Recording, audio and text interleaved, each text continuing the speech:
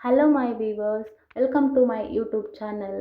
ಇವತ್ತು ನಾವು ವೈಕುಂಠ ಏಕಾದಶಿಯನ್ನು ಆಚರಿಸೋದ್ರಿಂದ ಏನೆಲ್ಲ ಲಾಭಗಳದಾವಂತ ತಿಳ್ಕೊಳ್ಳೋಣ. ಈ ಏಕಾದಶಿ ಇದೇ ತಿಂಗಳು ಜುಲೈ 25 ಶನಿವಾರದಂದು ಬಂದೈತಿ.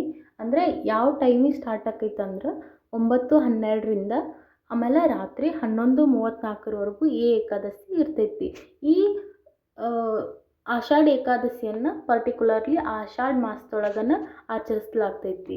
ಈ ಏಕಾದಶಿಯನ್ನು ದೇವಶನಿ ಏಕಾದಶಿ ಮತ್ತು ಶಯನಿ ಏಕಾದಶಿ ಅಂತಂದು ಕರೀತಾರೆ. ಇದರ ವಿಶೇಷತೆ ಏನಪ್ಪ ಅಂತಂದ್ರೆ ಈ ವರ್ಷದೊಳಗೆ ಬಂದಂತಹ ಪ್ರಥಮ ಏಕಾದಶಿ ಇದಾಗಿರ್ತೈತಿ. ಮತ್ತು ಶನಿವಾರದಂದನ ಪ್ರಥಮ ಏಕಾದಶಿ ಬಂದಿರೋದು ಬಹಳ ವಿಶೇಷ.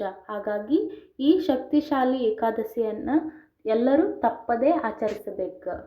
ಇವತ್ತು ಮಾಡು ಎಲ್ಲ ಪೂಜೆಗಳು ಭಗವಾನ್ ವಿಷ್ಣುವಿನಕ್ಕೆ ಸೇರ್ತಾವೆ. ಅಂದ್ರೆ ವಿಷ್ಣು ಎಲ್ಲನೂ ನಮ್ಮ ಪ್ರಾರ್ಥನೆಯನ್ನು ಆಲಿಸ್ತಾನ ಅಂತಂದು ಹೇಳಲಾಗ್ತೈತಿ. ಮತ್ತು ಇನ್ನೊಂದು ಹೇಳ್ಬೇಕಂದ್ರೆ ಈ ಏಕಾದಶಿಯಿಂದನ ವಿಷ್ಣು ಯೋಗ ನಿದ್ರೆಗೆ ಜಾರ್ತಾನಂತ.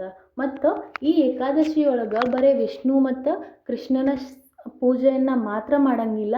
ಇದ್ರ ಜೊತೆ ಅವನ ಅರ್ಧಾಂಗಿಯಾದ ಶ್ರೀಮತಿ ಲಕ್ಷ್ಮೀ ದೇವಿಯ ಪೂಜೆಯನ್ನು ಮಾಡೋದ್ರಿಂದ ನಮ್ಗೆ ಹಲವಾರು ಲಾಭಗಳು ಅದಾವಂತ ಹೇಳಲಾಗ್ತೈತಿ.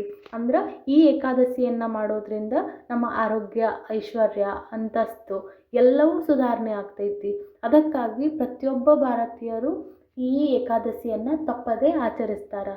ಈ ವಿಡಿಯೋ ನಿಮಗೆ ಇಷ್ಟ ಆಗಿದ್ರೆ ನನಗೆ ಒಂದು ಲೈಕ್ ಮಾಡಿರಿ ಮತ್ತು ನಿಮ್ಮ ಫ್ರೆಂಡ್ಸ್ ಜೊತೆ ಈ ವಿಡಿಯೋನ ಶೇರ್ ಮಾಡಿರಿ.